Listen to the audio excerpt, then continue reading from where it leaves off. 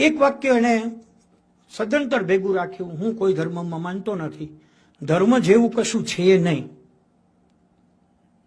તમે તમારું કાર્ય ચૈતસિક પ્રગટતાથી કરતા રહો, તે તમારો ધર્મ છે.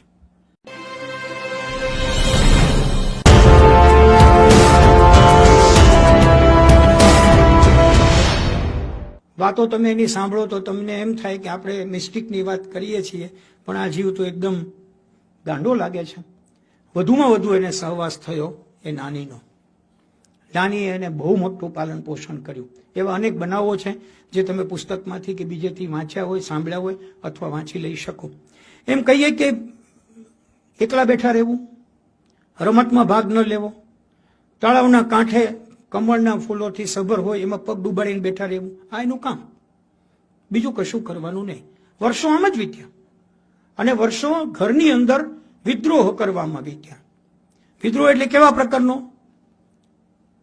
કે વસ્તી ગણતરી વાળો એક ભાઈ આવ્યો અને એને પૂછ્યું નાના બાપુને કે તમારો ધર્મ શું? એણે કહ્યું હું જૈન છું. નાનીને પૂછ્યું કે તમારો ધર્મ શું? તેણે કહ્યું હું કોઈ ધર્મમાં માનતી નથી, બધા ધર્મ એક જ છે, માણસ હોવું એ ધર્મ છે. આ સાંભળીને એને ઊંઘ ના આવે રાત્રે. એક દિવસ નાનીએ પૂછ્યું કે તું રાત્રે કેમ જાગતો રહે છે, તું કઈ વિચારસ? હા વિચારું છું. શું વિચારસ? એ કે મને કોઈ પૂછે કે તમારો ધર્મ કયો તો મારે શું કહેવું? તમે બે તો જવાબ આપી દીધો. તો નાનીએ કીધું મેં કીધું એમ કહેજે કે હું કોઈ ધર્મમાં માનતો નથી, માણસ આ એક મોટો ધર્મ છે. અને આ વાક્ય એને છેક છેલ્લે સુધી પકડી રાખ્યું, જે નાનીએ એને બરાબર મનમાં ઉતાર્યું હતું. નાની નાનાને પણ ધમકાવી કાઢે. એ લોકોના એક જૈન ગુરુ આવ્યા, શાંતિ સાગર એનું નામ, અને જૈન ગુરુ નાનાના બહુ મોટા ગુરુ, એટલે એણે કીધું કે કાંઈ બીજું કાંઈ બોલ બોલ કરતો નહીં. એમ કરીને બાજુમાં બેસાડ્યા અને બાજુમાં બેસાડીને જેવું પૂછવાની શરૂઆત કરી એટલે ઓશોએ વચ્ચે ઠપકાર્યું કે તમને આવતા બહુમાં જન્મ લેવો છે? તો કે ના. કેમ નથી લેવો? તો કે હું પુનર્જન્મમાં માનતો નથી, મોક્ષમાં માનું છું. તો કે તો અત્યારે શું કામ જીવો છો? આવતે ભવે ન જીવવું હોય તો અત્યારે જ છોડી દેવાય ને, આપણા હાથમાં જ છે. નાના બાપુએ કીધું બહાર નીકળ ભાઈ, બહાર નીકળ, આવું કશું બોલમાં. તો કે ના, હું તો પૂછીશ. નાનીએ કીધું એને ખબરદાર બહાર કાઢ્યો છે, તો એ બાળક છે, એને જે મનમાં આવે પૂછવા દો. અને એને પૂછવાનું બધું ચાલુ રાખ્યું. છેવટે ગુરુજી ભાગી ગયા. ભાગી ગયા પછી એને નાનાને કહ્યું તમારા ગુરુ કાંઈ બરાબર છે નહીં, તમારે બદલી નાખવા જોઈએ. આવા જ કાંઈ ગુરુ હોય જે નાનકડા છોકરાએ પૂછેલા પ્રશ્નના જવાબ નથી આપી શકતા? તમે એને શું કામ ગુરુ માનો છો? નાનાએ કહ્યું કે જોયું આ તે ચડાવ્યું એનું કરમ, તો કે એ જે કે છે એ સાચું છે. ખરેખર નાનકડા છોકરાનો જવાબ ન આપી શકે એવો કોઈ સંત બંત આપણે ત્યાં ન આવવો જોઈએ. આ છોકરામાં જ ભગવાન છે, એનો જવાબ ન દઈ શક્યા. આમ એને મોટામાં મોટો ટેકો મળતો રહ્યો. અને નાની પાસેથી જ્યારે જતા રહ્યા, 1970માં એના નાનીનું અવસાન થયું. નાની છે 80 વર્ષ જીવ્યા, નાના 50 વર્ષ જીવ્યા. એટલે બહુ મોટો ગાળો અને નાનીનો સંગાથ મળ્યો.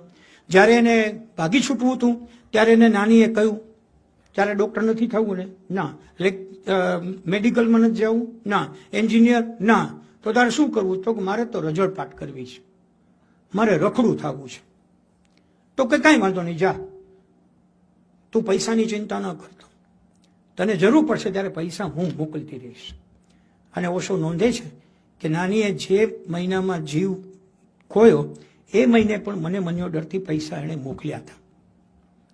1970માં નાનીએ દેહ છોડ્યો ત્યારે પોતે પરિભ્રમણમાં હતા, એમાંથી તાત્કાલિક નાની પાસે આવ્યા અને એણે નાનીને અગ્નિદાહ આપ્યો. નાનીને અગ્નિદાહ દેતી વખતે એનું વાક્ય છે કે વિન્સ્ટન વાન ગોગના અતિ રમણીય ચિત્રને હું અગ્નિદાહ બાળી રહ્યો હોઉં એવું મને એ વખતે લાગતું હતું. મારા નાની જેટલી રમણીય સુંદરતા મેં કદી જોઈ નથી, કદી જોઈશ નહીં. આ નાની સાથેનો લગાવ. એના મા બાપ વિરોધમાં હતા, પણ પછી એવું બન્યું કે એને સમજાવવા લાગ્યું. એટલે એના મા એના શિષ્ય થયા, એના બાપ પણ એના સંન્યાસી થયા. તમે પહેલા ફોટામાં બંનેને જોઈ શકો છો.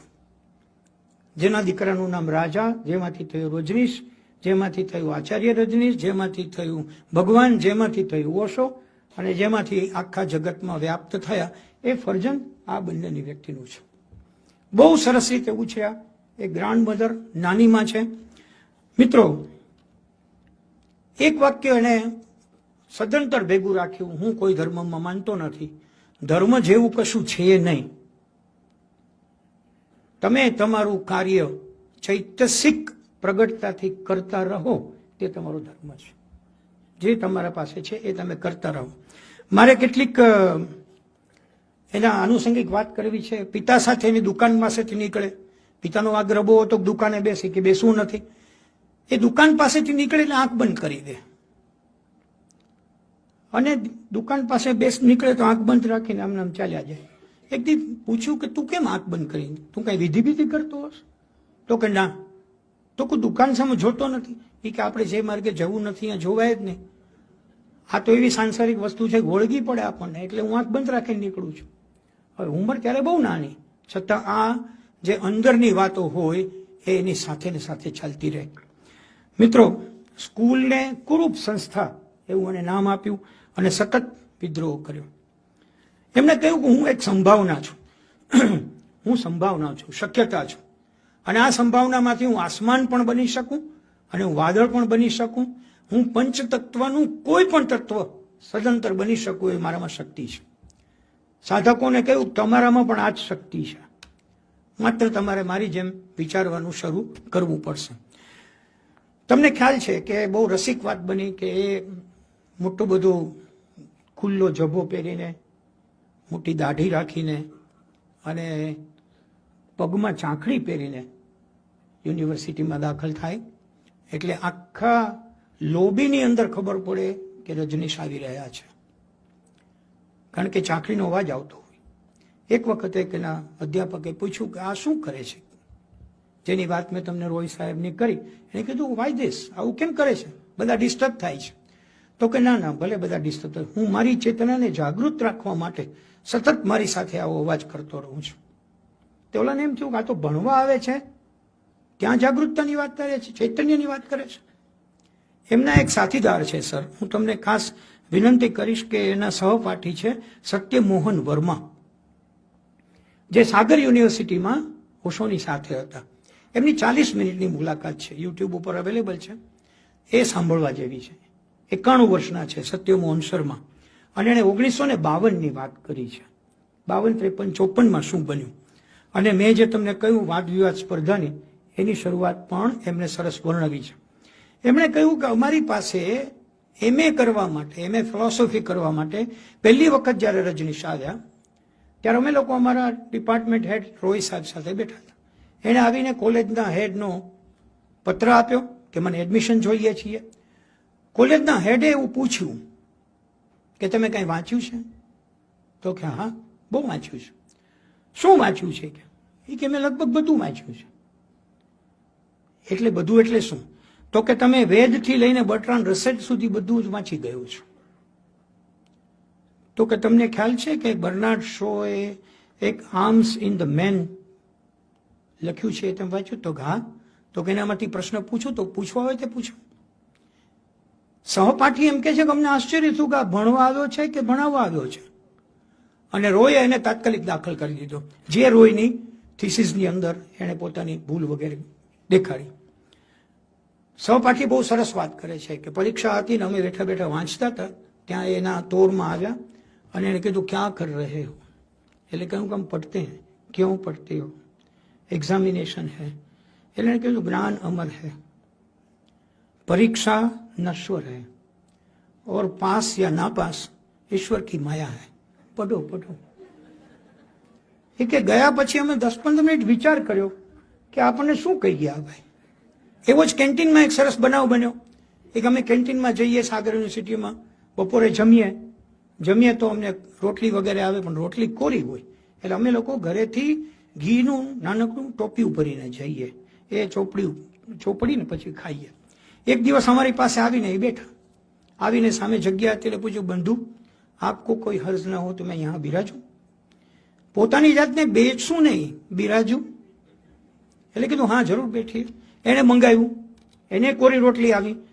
એટલે મહાશય કહે છે કે મેં મારું ઘીનું ટોપિયું આમ સરકાવ્યું કે ઘી ખાઈએ, તો કે ઘી ખાને કા નહીં હૈ, ઘી તો પીને કી વસ્તુ હોતી है.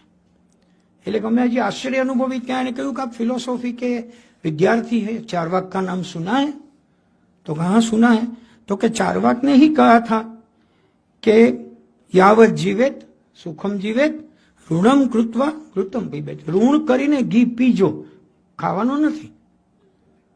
અમને આશ્ચર્ય થયું કે ઘીમાંથી છેક ચારવાક સુધી પહોંચીને વાત કરવા માંડ્યા. આવી અનેક ઘટનાઓને બહુ સુંદર રીતે વર્ણવી છે.